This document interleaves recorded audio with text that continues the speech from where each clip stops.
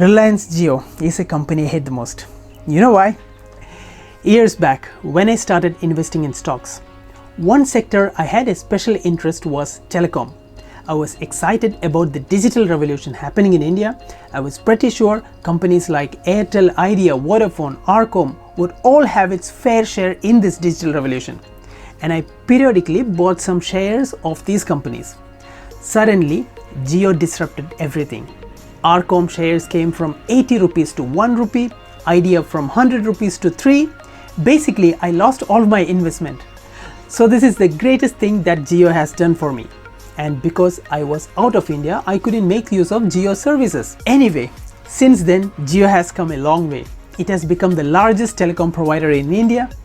Even during these COVID days, when businesses are fighting hard to survive, Jio is attracting investors. Billions of dollars are getting invested in Jio to make it literally a monopoly in the business. This is what we will discuss in today's video. Let's start from the initial days of Jio. Reliance Jio was launched in September 2016, even though the background works started since 2007. Watching the launch event, I thought it's just a company started by Mukesh Ambani for his kids to run. His son and daughter had a significant part to play in the launch event. And how tough a competition it can give to giants like Airtel, Idea and Vodafone. But I was terribly mistaken.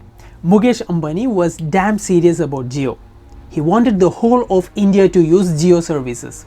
They started off giving free and unlimited offers. They had the entire government infrastructure for their support.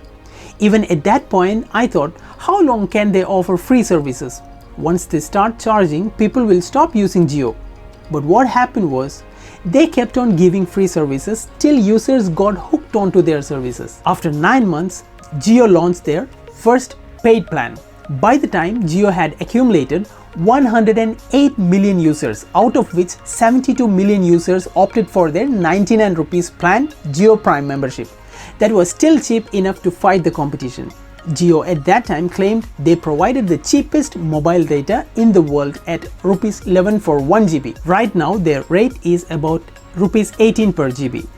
Today, Jio is the largest telecom operator in India with 388 million subscribers. Jio is not just a telecom operator providing call and data facilities.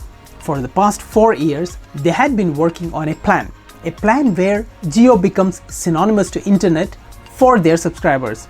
To make this a reality, they had been developing apps and services. They also acquire existing services to make it part of Jio ecosystem. Jio ecosystem include apps and services for all your online and even offline requirements. For example, Jio Money for digital payments, Jio Mart for e-commerce and grocery shopping, Jio Cinema, Jio TV, Jio News, Jio Health Club, Jio Chat, Jio Call, etc. etc. They had invested nearly 4 lakh crore rupees on Jio digital ecosystem since 2010. As we already mentioned in the beginning of the video, even during these COVID-19 situations, Jio had been attracting global investors. In the past couple of months, Jio received $10.5 billion as investment from international venture capitalists. The confidence shown by these investors further increased the valuation of Jio to $65 billion. The biggest investment so far was from Facebook. Facebook invested $5.7 billion to take a stake of 9.99% in Jio. A recent news is also that Abu Dhabi's Mubadala is to invest $1.2 billion into Jio ecosystem. Jio's plan is to divest a total of 20% stake and become debt-free by 2020-21. Jio is also looking for an overseas IPO. If you ever wonder why all these global companies are investing heavily in Jio, it's because this is their best entry to Indian digital market. India is in its growing phase of digital adoption and Jio is becoming its biggest medium. Moreover, Jio is all set to become a monopoly here. First killing all rivals and competitions and now locking India to its services and platforms. They dream about an India where anything online means Jio. The deal with Facebook is not just an investment, it's actually a partnership. JioMart plans to use Facebook-owned WhatsApp to connect customers with local grocers. Also, they can take leverage of WhatsApp Pay UPI platform. This will be a big revenue generator for Facebook. Apart from this, if you have heard about Facebook's cryptocurrency Libra, Facebook can further explore its possibilities in Indian market. In short, Jio will also impact Indian banking and financial sector, and Facebook will be a part of it. Analyzing all this, we can clearly see Jio is going in the direction of Chinese-style super apps. The one mega app providing all services like shopping, payment, social media, entertainment, etc. In China, WeChat and Alipay are like the complete internet for them. In India, so far, Paytm and PhonePe had a similar concept to an extent. Now, are there any negatives to all this ecosystem development? First is about the monopoly Jio will have. It is said that ideally at least 3 telecom operators are required to maintain a healthy competition.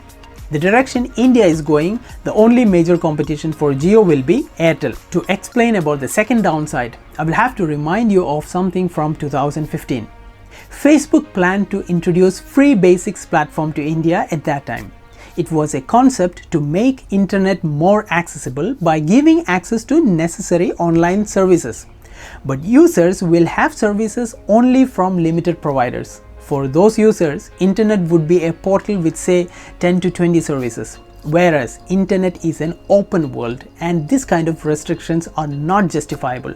We Indians were well aware of its consequences in the long run and fought against it to preserve net neutrality.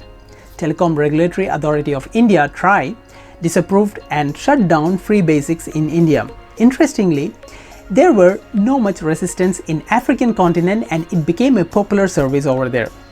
Jio in a way is moving in this direction and net neutrality can be a concern. Now in terms of privacy, Facebook already knows quite a lot about you via your usage of Facebook, WhatsApp and Instagram.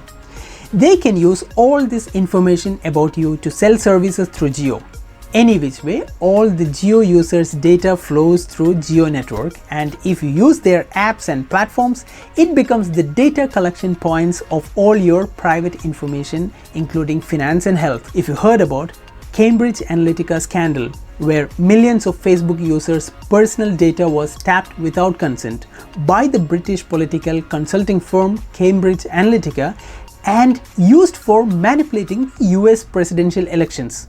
Remember that it happened in a country where privacy and data protection has well-formed laws.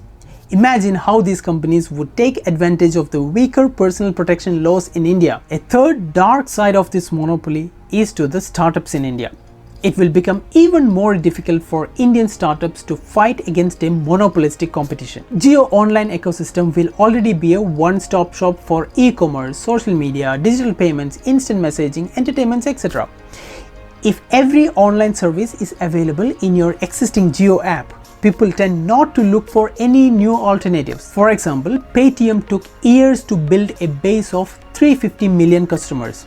Jio can easily make use of their collaboration with WhatsApp and Facebook to overtake this number. WhatsApp alone has 400 million users in India. I just put on my critical thinking hat to analyze the impact of Jio on Indian telecom sector. So now it's your turn to express your views and opinions. I would really love to listen to your comments about Jio, its positive as well as negative impacts. Do share your opinions in the comments below. See you later.